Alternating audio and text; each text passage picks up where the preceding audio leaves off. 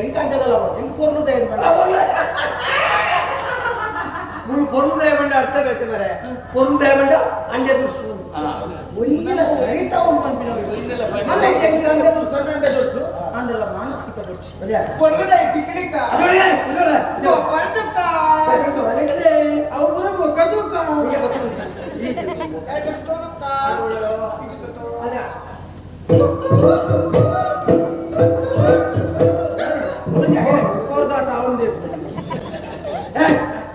ಸಲಿಗೆ ಬಂದ ಹೇಳು